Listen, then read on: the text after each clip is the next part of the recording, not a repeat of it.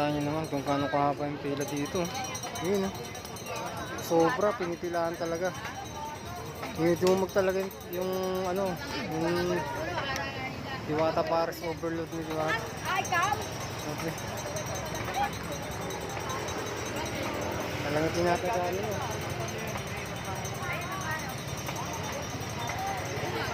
Okay.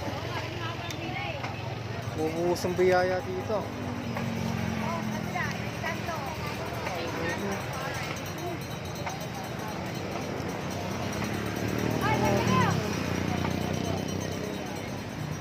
Ba talaga pag pinili ano. Grabe. Grabe yung pagbabalaan ni Bird sa kanya. Bumubuhos oh. Walang tigil yung pila oh. Grabe.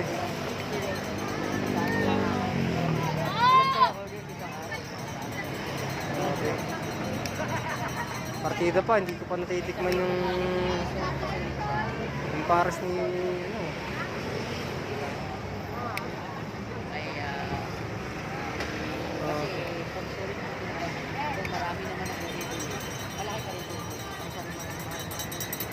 Dito kasi makakatipid sila sa pagkain eh.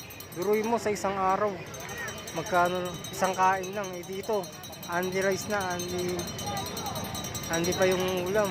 Tapos may drinks pa. Kaya talagang pipilahan tong pares ni Diwata. Okay oh. Hindi mahulugan ng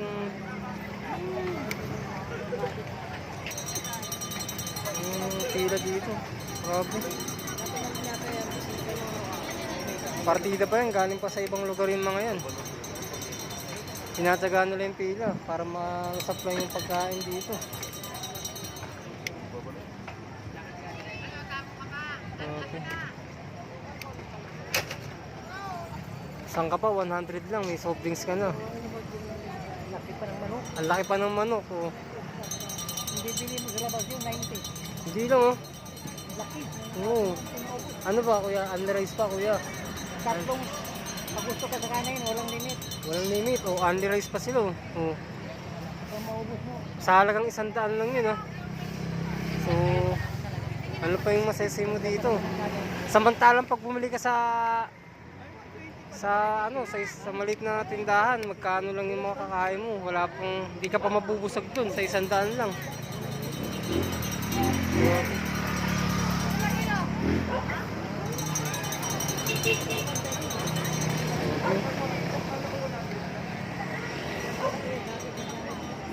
Eh, yung magkano na ngayon ng ano, pag kumain ka, magkano yung bayaran mo sa? 120 para. 120. Pero ganun pa rin yung ano, ganun pa rin walang pagbabago. Grabe no. Samantalang pag bumili ka sa tindahan, isang kain lang yun. Yung kanin. Oo. Hindi pa only rice yun ha. Isang kainan lang yun. Samantalang dito, only rice yung pagkain mo. Pero siyempre, wag tayo mag-expect na ano na ganun kasarap yung pagkain kasi hindi naman ganun kaano yung presyo eh. Pero siyempre, na makakatipid ka na nun sa ano.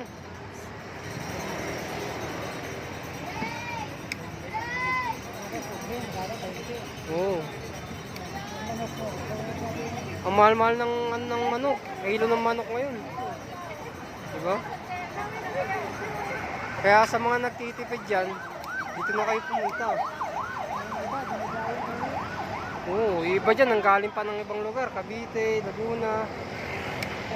Para lang matigman yung pagkain.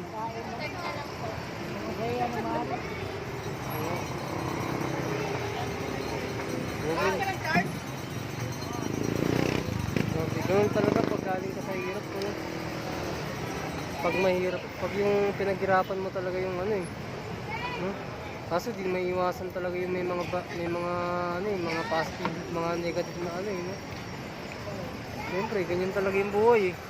Hindi mawawala yan eh. Kahit saan naman larangan, ganun talaga eh. meron ka talaga makakalaban. Pero siyempre, kahit ganun pa rin, kailangan mo pa rin pagpatuloy yung simulan mo kasi para tulad nito. Diba? Piruin mo, nagpapakain ka ng ganito karaming tao sa isang araw. Isipin mo yun. Hindi lang ngayon itong tao na ito. Paano pag ano, pag yung walang pasok? Pag halimbawa, mga linggo, sobrang daming tao dito. Hindi mahulugan ng ano to, ng... Lalo na bukas, ba doon? Oh, Pakit tao yan. hindi mahulugan ng ano, ng karahiming tao. Grabe, no? Kala ko ito na yung pinakamarami, yung pala may mas marami pa pala to. Grabe.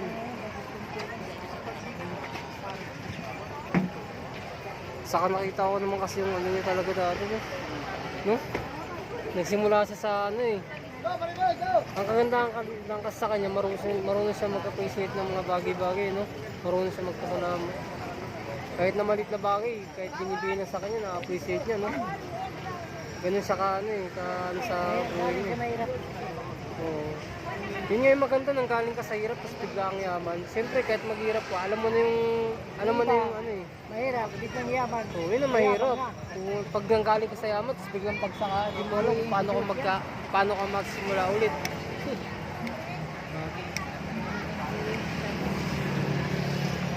Buruhin mo, ang dami na pumunta rin ng mga vlogger.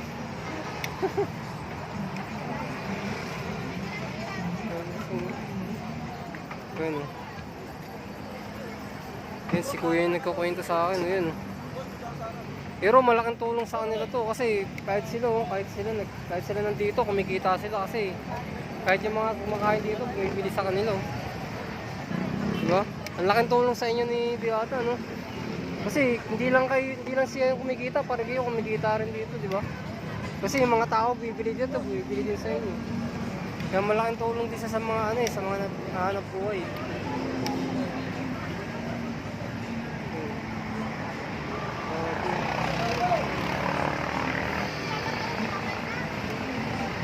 Ano to?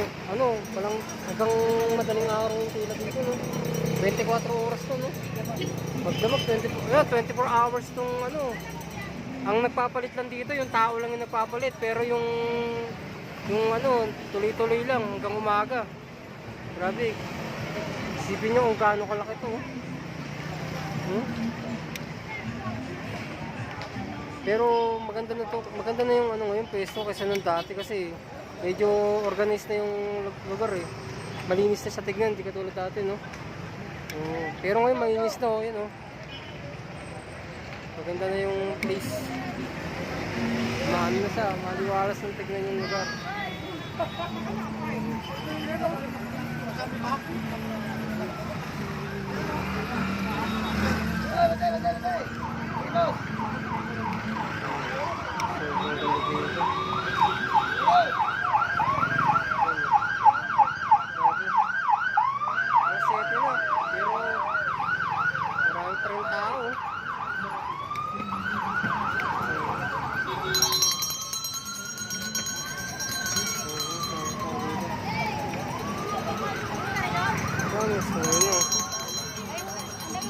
Maraming salamat sa inyong panonood.